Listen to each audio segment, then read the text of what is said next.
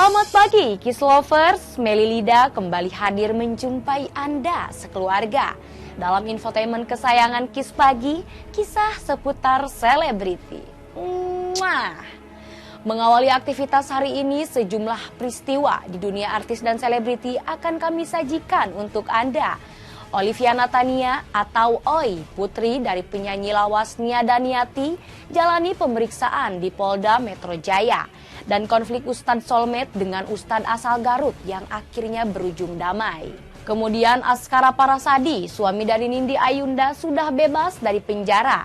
Dan NG Drive yang divonis selama 4 bulan dan jalani rehabilitasi atas kasus penggunaan narkoba jenis ganja. Lalu Nikita Willy yang umumkan kehamilannya.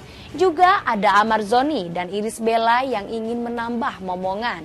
Dilanjutkan dengan kabar dari Top Isu. Selanjutnya, kasus Medina Zain yang terus bergulir di Polda Metro Jaya hingga kabar keretakan rumah tangganya karena KDRT, serta kondisi terkini Dorce Gamalama dan Tukul Arwana. Lantas mengapa kini ada usaha untuk menjadikan Ibu Agustin sebagai tersangka? Benarkah Oi hanya menyelenggarakan kursus CPNS tanpa menawarkan masuk jadi CPNS secara langsung? Lantas mengapa pihak Oi menjanjikan para korban bisa mendapatkan nomor SK pegawai CPNS? Hai Kiss Lover, jumpa lagi dalam Kiss Pagi, kisah seputar selebriti infotainment kesayangan Anda. Setelah 5 Oktober 2021 lalu sempat tidak datang penuhi panggilan polisi, Senin 11 Oktober 2021 kemarin, akhirnya Olivia Natania atau yang lebih dikenal dengan panggilan Oi, mendatangi Polda Metro Jaya untuk jalani pemeriksaan. Pemeriksaan terkait penipuan calon karyawan CPNS yang berhasil meraup keuntungan 9,7 miliar rupiah dengan jumlah korban 225 orang. Putri tunggal penyanyi Nia Daniati itu menjanjikan untuk bisa masuk menjadi CPNS dengan membayar 25 juta per orang. Selain Oi, ikut terlapor suami Oi, Rafli, karena semua uang yang masuk ditransfer ke rekening milik Rafli.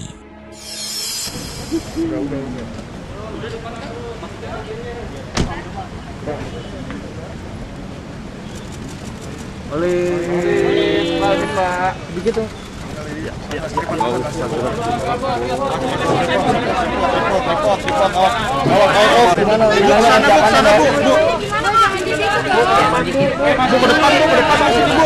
Bu. Ke belakang, lah, ke depan sini Pak, Pak. Mbak.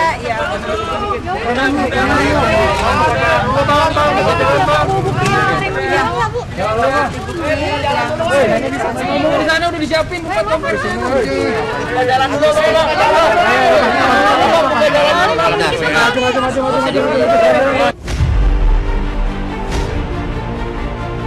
Oi datang ke Polda Metro Jaya secara terpisah dari suaminya Rafli.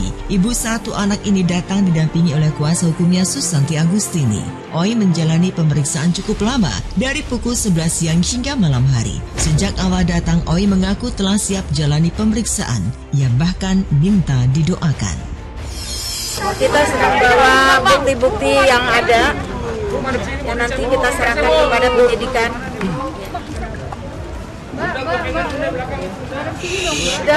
Oi gimana Oi, kabarnya Oi? Oi siap, Oi diperiksa Oi. Insya Allah siap, minta doanya aja buat teman-teman. Kasih. Buktinya apa aja Bu yang nanti bawa hari ini Bu? Bukti-bukti transfer yang sudah dikirim kepada Ibu Agustin. Karena Ibu Agustin juga di dalam hal ini kan dia bukan sebagai korban, tetapi sama pengrekrutan juga kepada yang lain-lainnya.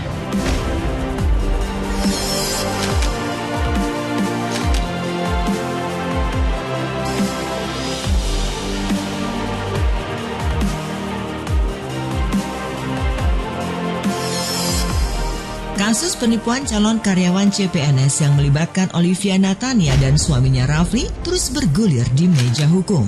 Senin kemarin, putri penyanyi Nia Daniati akhirnya muncul di Polda Metro Jaya didampingi oleh kuasa hukumnya Susanti Agustini.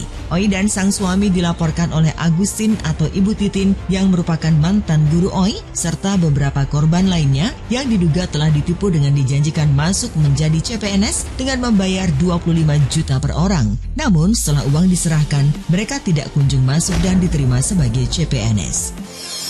Namanya bangke, ya kalau mau dengan cara apapun, mau pakai parfum aja, bau kan gitu, ya.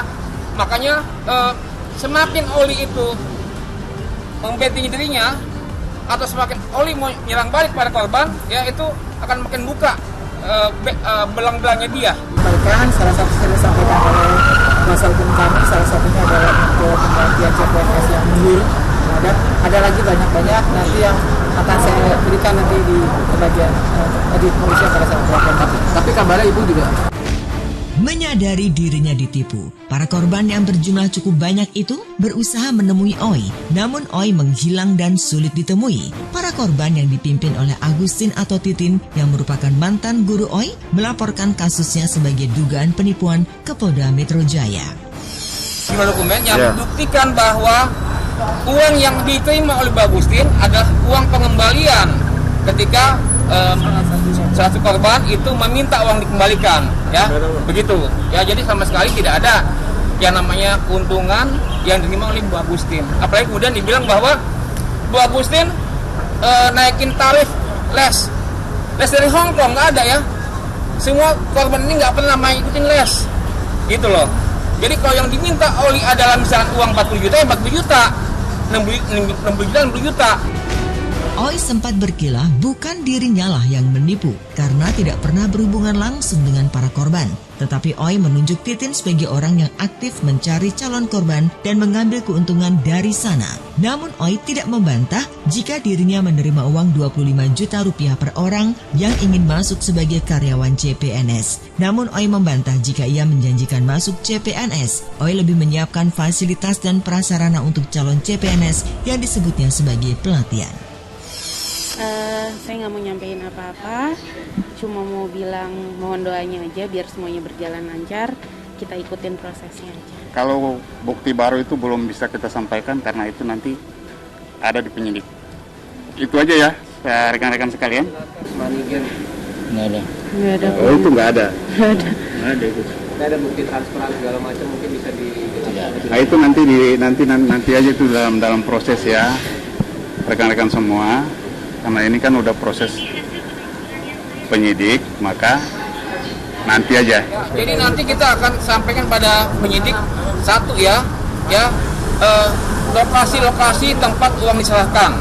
Yang kedua adalah video-video, foto-foto tempat waktu Oli menerima uang. Ya jadi kalau dia mau ngeles bawa uangnya segala macam itu nggak mungkin. Kita akan sampaikan mengenai chat-chatnya Oli yang minta duit pada para korban yang begitu betulnya, ya. Jadi misalkan dia awalnya bilang sibuk, tapi kita bilang ada korban mau bayar duit, langsung tuh, ya. Yang namanya dia lagi capek, lagi sakit, sembuh langsung, ya. Situasi sempat berubah. Titin yang semula sebagai pelapor, kemudian terlapor karena ada di antara korban yang melaporkan Agustin ke Polda Metro Jaya. Titin dilaporkan karena Titinlah yang merayu para korban untuk ikut mendaftarkan diri menjadi CPNS dengan cara membayar. Bahkan ada di antara para korban yang telah membayar sebesar 300 juta rupiah kepada Oi dengan mentransfer ke rekening Rafli. Karena ini secara pribadi atas nama dua orang yang berbeda, masing-masing variatif lah. Ada yang 35, ada yang sekitar ratusan, ada yang 40, variatif. Nah, itu nanti tinggal disajikan dalam proses saja gitu. Mungkin itu yang bisa kami sampaikan hari ini. Kalau LP-nya sih ada diterima, cuman saya kan tidak, karena sifatnya kan klien kami ini kan sebenarnya dia agak kakek juga kan, namanya sudah pernah PNS tapi nggak jadi PNS gitu kan. Nah, tapi yang pasti ada 2 LP, nanti saya tunjukkan. Nanti mengenai bagaimana bentuknya teman-teman cari tahu sendiri. Ada berapa orang? Ada 2 LP nih, ada LP yang saya bisa tunjukkan. Nah, data ini juga. Rafli dan Oi diperiksa secara terpisah. Rafli sendiri mengaku tidak tahu menahu perihal penipuan yang dituduhkan kepada istrinya. Menyinggung tentang nomor rekening atas namanya, menurut Rafli, semua rekening dan ATM-nya dipegang oleh Oi. Mungkin bisa dijelasin sedikit mengerti. Bisa langsung sama pengacara saya. pokoknya pada intinya Rafli tidak tahu menahu dalam permasalahan dengan Oi. Jadi semua rekening, tabungan, ATM dan lain-lain itu dipegang oleh Oi. Dan Rafli tidak tahu menau soal itu. Itu ya tadi yang dijawab. betul. Itu. Ya mungkin semua dari pertanyaan teman-teman sudah terjawab dari tim pengacara. Ya kurang lebihnya seperti itu. Tapi kaget sih dilibatin gitu? Ya kaget juga pertama awalnya, Mas. Sempat ada komunikasi sama Oi? Ya Ada masalah ini? Ya sejauh ini ya kita cuma bisa menyelesaikan masalah ini dengan jalan yang ada ini seperti ini. Penipuan yang melibatkan putri semata wayangnya bukan tidak diketahui oleh penyanyi berwajah melankolis Nia Daniati. Semula ia memang tidak tahu menau, namun setelah Agustin datang menemuinya, Nia pun membantu Agustin untuk bertemu dengan Oi. Sayangnya, rencana itu tidak berjalan baik. Kalau menyesali pasti menyesali, makanya saya minta sama teman-teman mohon doanya aja biar prosesnya berjalan, mudah-mudahan semakin lancar segala-galanya itu aja. Itu no comment deh saya. Supportnya ya pasti doain saya, namanya orang tua pasti support anaknya. Tapi untuk masalah ini saya tidak mau disangkut pautkan dengan orang tua. Sebagai seorang ibu, hati Nia boleh jadi sangat sedih dan kecewa mendengar anak semata wayang yang sangat dibangga-banggakannya sejak kecil justru terlibat penipuan. Ini bukan pertama kali Oi terlibat penipuan. Sebelumnya, Oi pernah terlibat penipuan perhiasan senilai 700 juta. Setelah itu, Oi pun sempat disebut membawa kabur mobil yang disewanya. Namun semua itu berhasil dilewati karena semua dibayarkan. Namun kali ini, Oi sepertinya tidak bisa mengelak. Dalam penyidikan semalam, Oi telah dimintai keterangan dengan menjawab 41 pertanyaan yang diajukan kepadanya. Benarkah Oi tidak bersalah? Saya nggak mau nyampein apa-apa, cuma mau bilang mohon doanya aja biar semuanya berjalan lancar, kita ikutin prosesnya aja. Tanggapan suami yang tidak tahu apa-apa, dan memang betul suami saya tidak tahu apa-apa. Bukan karena tidak keterbukaan, karena statusnya ketika saya pacaran sama Rafli, saat itu dia status masih pendidikan. Dan ketika saya menikah, hari ini saya menikah, besoknya dia langsung berangkat untuk dinas. Jadi untuk komunikasi sendiri, kita ya kalau teleponan selayaknya suami istri baru nikah aja, gimana, nggak ngomongin apa-apa gitu.